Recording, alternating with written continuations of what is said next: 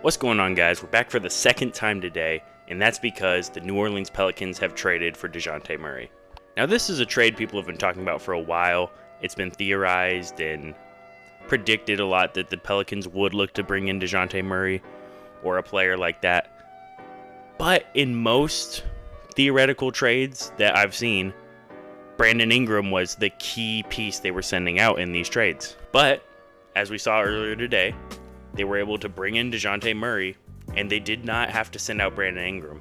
They sent out Larry Nance Jr., Dyson Daniels, 2025 first-round Lakers pick, and a 2027 first-round pick that's the least favorable between the Bucks and the Pelicans. Now, I think this just kind of shows that sometimes we just have no idea what the value of players are, because we just saw Mikal Bridges get the Nets pretty much 5 first-round picks, 4 unprotected, a swap, and then a protected or something like that.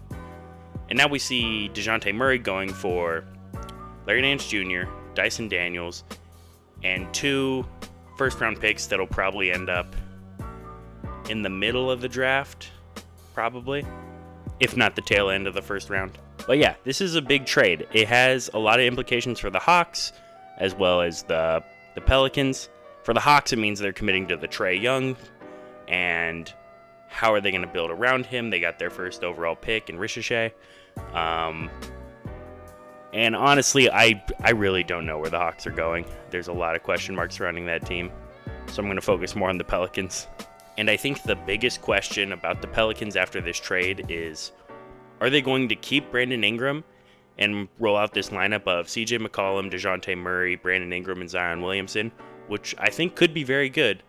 Or are they still looking to trade Brandon Ingram and maybe target maybe a center that'll fit their system really well, which could be very important to them? They are lacking center play right now. They just sent out Larry Nance, who was pretty much their backup center, and Jonas Valanciunas is a free agent.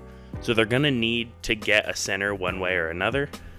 I know they did just draft a center, but I'm not counting on them depending on their draft pick this year being their starting center going forward.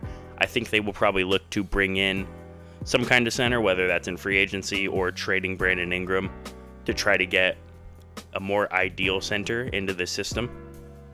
But yeah, there's a lot of big things going on in the league right now.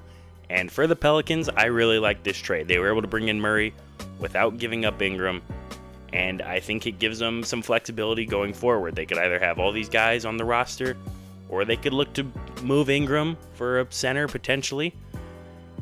And I think it's just a really good move for them overall. The Hawks, on the other hand, I'm not sure. Their team, I really don't know what to think of the Hawks. They still have Trae Young. They got Ricochet. They still have Clint Capella. They have Okongwu, DeAndre Hunter. I don't know. It's kind of strange. Oh, they have that one guy, Jalen Johnson. I think that's his name. He's a good player, but I don't know. Bogdanovich. I don't love the way things are looking for the Hawks. Maybe they have some other moves in mind. Maybe they'll shock us all and also move Trae Young. I highly doubt that, but I don't love the way things are looking for the Hawks going forward. Quick editor's note. The more I think about it, the more and more I think the Hawks might trade Trae Young.